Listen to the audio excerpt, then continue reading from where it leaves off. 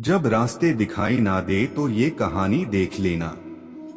किसी ने बड़े कमाल की बात कही है कि अपने जीवन को ऊपर वाले को सौंप दो, क्योंकि आप जीवन भर में जो कर सकते हैं उतना तो वो एक पल में कर सकता है। आपके लिए एक छोटी सी कहानी। यह कहानी महाभारत के युद्ध के प्रारंभ होने से पहले युद्ध भूमि को तैयार किया जा रहा था। कुरुक्षेत्र की भूमि को समतल बनाया जा रहा था, पेड़ों को हटाया जा रहा था। उस युद्ध भूमि का मुआयना करने के लिए एक दिन पहले निरीक्षण करने के लिए भगवान श्री कृष्ण और उनके मित्र धनुर्धर अर्जुन पहुंचे। वो मुआयना कर रहे थे, देख रहे थे तैयारी किस तरीके से चल रही है। तभी एक चिड़िया उड़ती उड़ती आई और भगवान श्री कृष्ण के पास आकर के बोली कि भगवान, मुझसे क्या गलती हो गई, मेरी दुनिया आपने उजाड़ दी। यहाँ युद्ध भूमि को तैयार किया जा रहा है, पेड़ों को गिराया जा रहा है। एक हाथी ने आकर के मेरा पेड़ गिरा दिया, मेरा घोंसला उस पर था। वो घोंसला गिर करके जमीन पर आ गया, उसमें नन्हे नन्हे बच्चे हैं। हमारी जान बचा लीजिए भगवान, अब सब कुछ आपके हवाले है। भगवान श्री कृष्ण ने कहा कि मैं इसमें क्या कर सकता हूँ, मैं तुम्हारी मदद नहीं कर सकता। यह तो नियति का पहिया है, समय का पहिया घूमता चला जाता है, इसमें मैं क्या कर सकता हूँ बताओ। वो चिड़िया रुआंसी होकर के बोली कि भगवान, मुझे बस एक इजाजत दे दीजिए। भगवान ने कहा कि बोलो, क्या पूछना है, क्या इजाजत चाहिए। तो उस चिड़िया ने कहा कि भगवान, मैं आप पर विश्वास तो कर सकती हूँ ना। भगवान ने हाँ भरी। अगले दिन युद्ध शुरू हुआ और युद्ध की शुरुआत से पहले भगवान श्री कृष्ण ने अपने दोस्त अर्जुन से कहा, अपने मित्र से कहा कि मुझे अपना धनुष और एक तीर दे दो, एक बाण दे दो। अर्जुन ने अपना धनुष सौंपने से पहले पूछा कि केशव, आपने तो प्रतिज्ञा ली थी कि आप शस्त्र नहीं उठाएंगे, क्योंकि अर्जुन की भगवान को शस्त्र क्यों उठाना पड़ रहा है, ऐसा क्या हो गया। तो भगवान श्री कृष्ण ने कहा कि वह सामने हाथी देख रहे हो, उस हाथी ने उस चिड़िया का घोंसला गिराया, उस पेड़ को नष्ट कर दिया जिस पर उस चिड़िया का घोंसला था। मुझे कुछ तो करना पड़ेगा। अर्जुन समझ गया। भगवान श्री कृष्ण ने वो धनुष लिया और एक तीर छोड़ा, लेकिन ये क्या, वो तीर जाकर के हाथी को लगा नहीं, उसके गले में घंटी लटकी थी, उस पर जाकर के लगा और वो घंटी नीचे जमीन पर गिर गई। अर्जुन हंसने लगा और कहने लगा कि माधव, आपसे नहीं हो पाया, मुझे मौका दीजिए, एक मिनट, मैं उस हाथी को नष्ट कर दूंगा, खत्म कर दूंगा।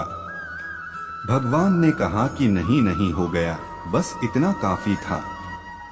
अर्जुन ने भी ज्यादा सवाल जवाब नहीं किए। 18 दिन तक युद्ध चला और उसके बाद में जब पांडवों की जीत हुई तो एक बार फिर से उस मैदान को साफ किया जा रहा था, क्योंकि काफी युद्ध के बाद में जो नुकसान हुआ था, बहुत सारा सामान गिरा पड़ा था, साफ सफाई चल रही थी। भगवान श्री कृष्ण एक बार फिर से अपने दोस्त, अपने मित्र अर्जुन के साथ में उसी भूमिका करने के लिए निकले और अर्जुन से कहा कि एक काम कीजिए, मेरे रथ से उतरिए और जाकर के नीचे वो जो घंटी रखी है उसको हटा दीजिएगा।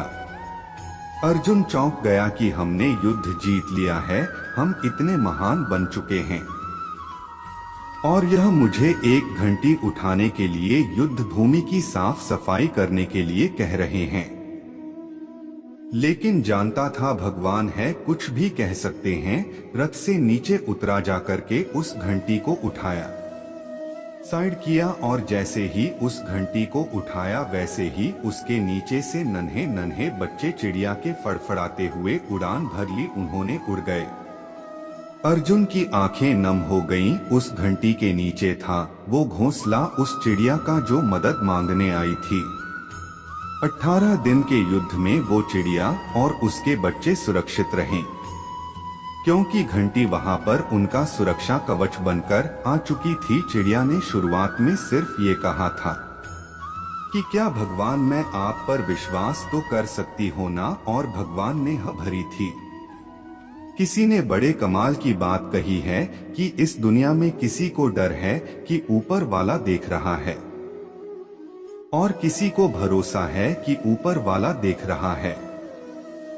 आपके लिए एक छोटी सी कहानी है। कहानी एक अमीर इंसान की जिसके पास में बहुत सारा पैसा था, लेकिन वो ऊपर वाले को मानता था, जमीन से जुड़ा हुआ था।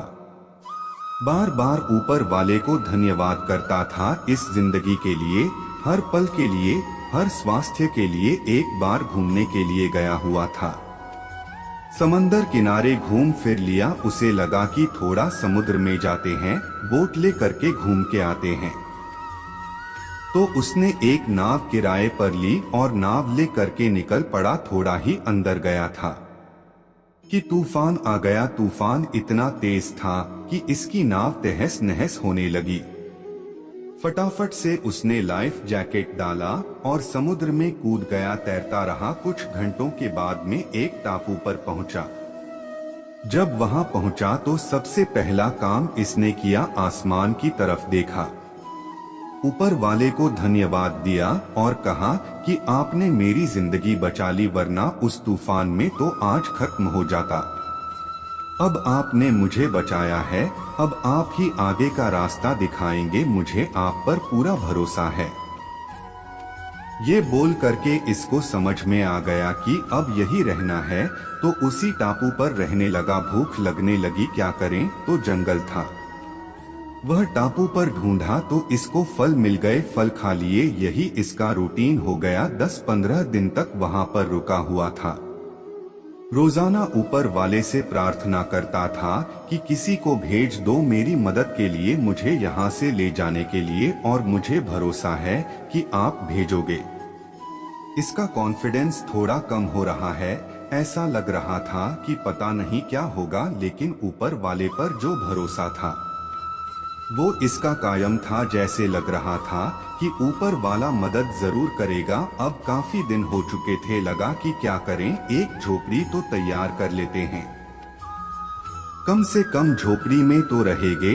तो लकड़ियां इकट्ठी करने लगा, पत्ते इकट्ठे करने लगा, और 3-4 दिन में उसने अपने लिए एक बढ़िया सी झोपड़ी तैयार कर ली।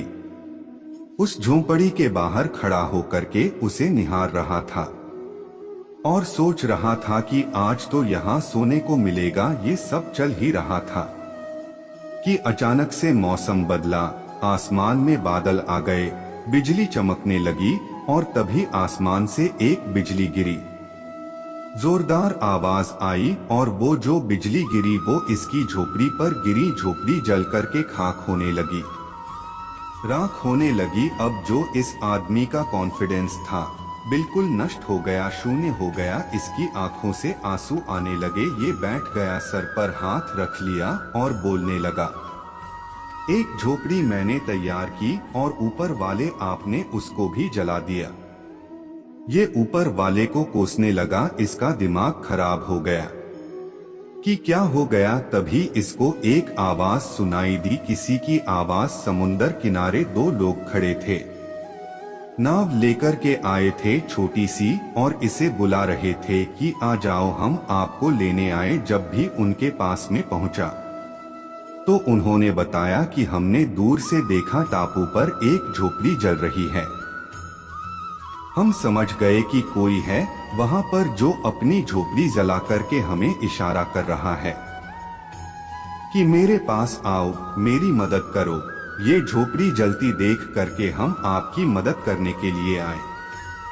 जहां उन लोगों ने कहा, इस अमीर आदमी ने एक बार फिर ऊपर वाले की तरफ देखा, आसमान की तरफ देखा और माफी मांगने लगा कि माफ करना भगवान, मुझे लगा था कि मेरी झोपड़ी आपने जला दिया।